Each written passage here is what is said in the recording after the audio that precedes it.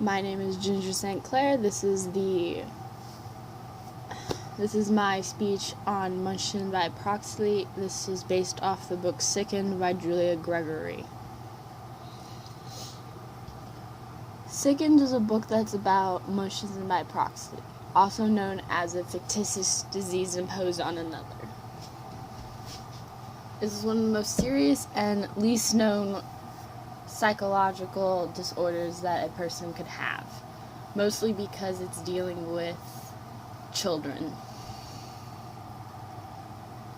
This disorder is characterized by the caregiver being overly attentive and actually making up diseases for the child that they that the child would have. A lot of it has them going so far as even making up symptoms and causing symptoms, giving them medications to help exaggerate these symptoms, making it almost impossible to find out what's wrong with the child because nothing is wrong with the child. Boys and girls are equally victimized by this. About 77% to 90% of the time, the perpetrator is actually the mother. In addition, 20% of the perpetrators have shown symptoms of the Munchausen syndrome themselves.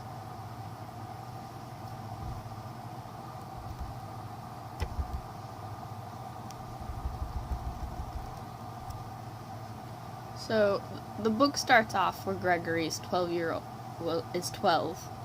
and she's in the hospital getting her heart monitor. This is not the first time that Gregory has been to the hospital, and it's not going to be the last.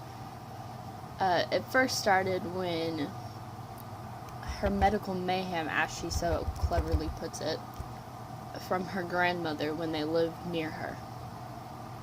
Her grandmother would often babysit while her mom and dad would go out on dates, and some nights Grandma would take her out driving on the town and purposely get into car accidents just to meet people, and then nobody would notice as Gregory walks away, just kind of wanders away from the scene.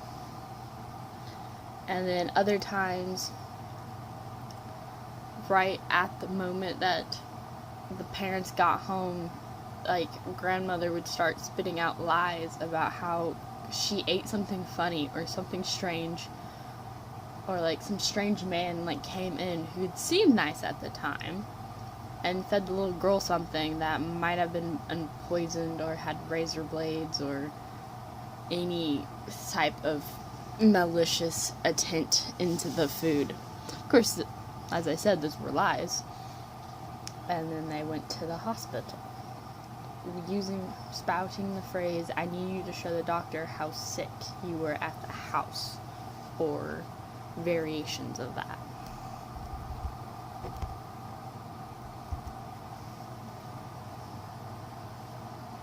In the early stages, it seems that it was mostly the grandmother who was doing it, until we get to the point where Gregory's mother fed her a packet full of matches, which she called her lollipops. And later on, after they moved, it seemed that her mother dictated everything. One paragraph even starts with saying, "When Mom says, I don't, I do this." Well, not necessarily that, but you get the point. Mother was described of having occasional nervous head spasms, so when they went to the doctors, she would actually hold her head from the nervousness of maybe being found out.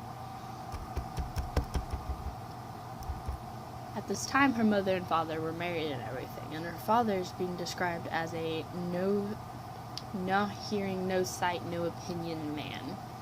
He kind of just let the mother have free reign and later on it even becoming an abusive relationship where mother was yelling, be a man, or just hitting him where it hurts, like emotionally with her words, where he would snap and force feed Gregory tissues, used tissues by a elderly man.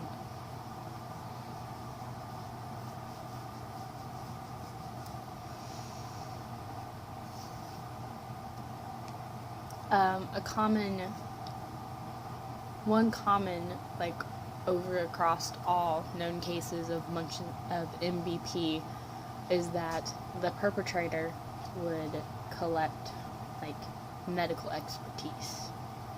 And such the case with Gregory.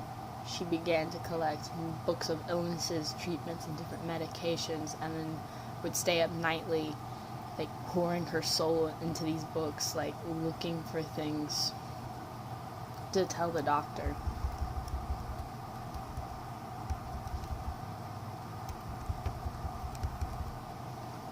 And when Gregory turned 7, she seemed to be cured. And this is because they had a baby. She had a little brother. And since all of the energy and time has now spent on helping this baby, Gregory, like, started doing in school. She magically got better. Nothing was wrong with her. Her headaches went away. Her stomach aches went away. She was fine. And then, about when he was 4, mother heard a hiccup in his chest, and soon after he was diagnosed with asthma. But that was the only illness that he ever got, because the father stood up for the son, yelling that my son is fine. Then Gregory seemed to get sicker than she was the time before.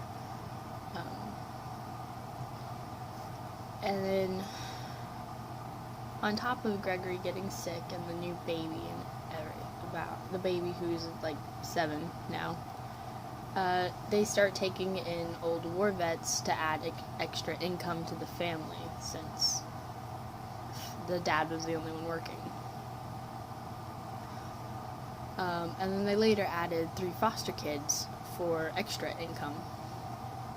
And at that time, and to my knowledge it still is, illegal to shelter both. So when one representative came by, the others just kind of went off on a drive. And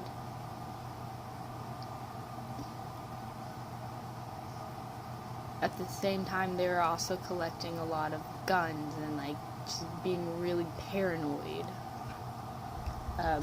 Mother would have manic depressive episodes where she'd be, like, overly happy, collecting a lot of clothing for dates that the father was never going to take her on, or running around with a gun in her mouth, having a 13-year-old take it out of, like, calm her down from her episode.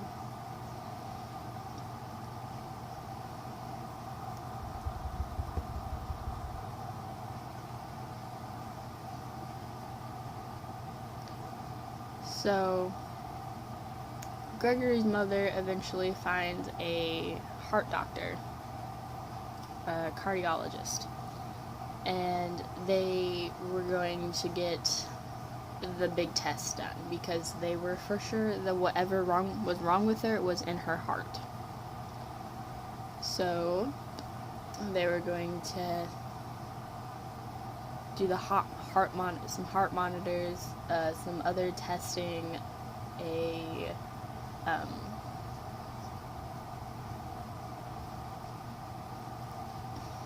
and when the news came back that it was all clear that there's nothing wrong with her, the mother was in outrage, suggesting that they do an open heart surgery, and the doctor was very insistent that she didn't need one, so they weren't going to do one.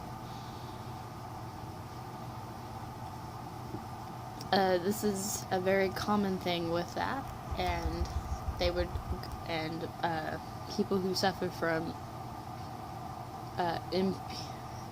MBP often go around doctor shopping. They want to find someone they can manipulate to do what they want.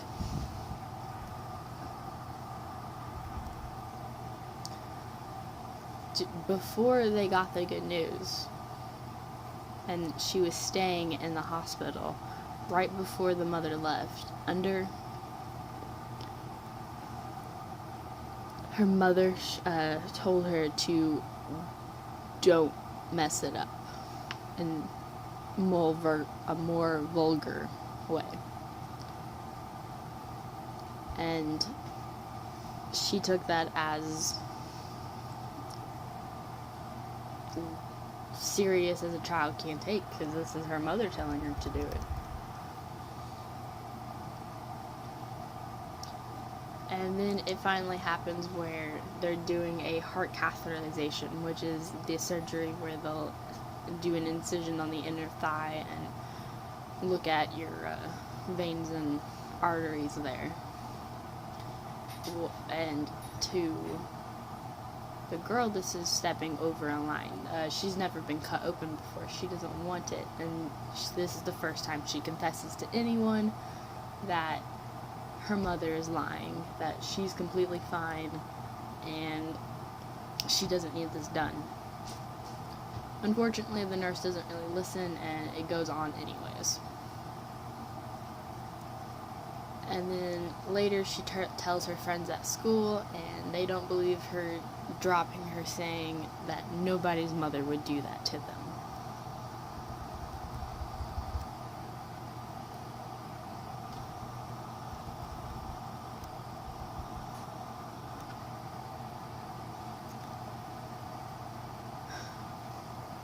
It's not really clear on what sets MBP into motion. A lot of it seems to be learned, since the person doing it to the current victim has seemed to be victimized by their caregivers before them. There's a theory out there saying that it might come from families in which being sick was a way to get love. And the personal needs of the caregiver overshadows the ability to see the child as any more than a person. It's more of as a living doll.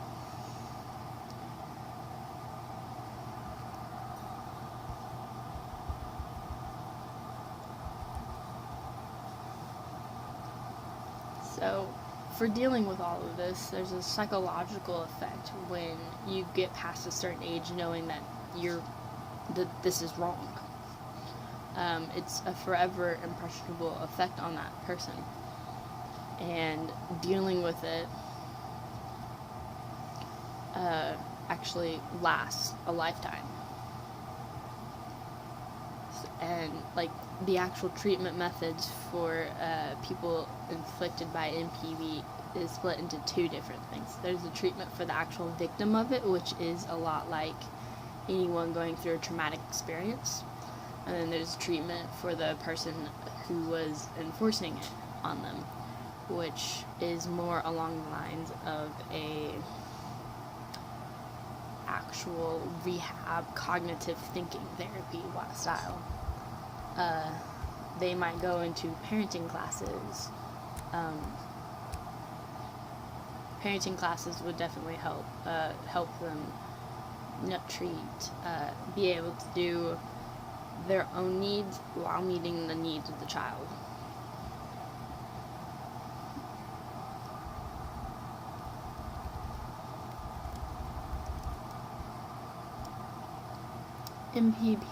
MBP is a rare disorder that provokes a vicious cycle if it's not caught.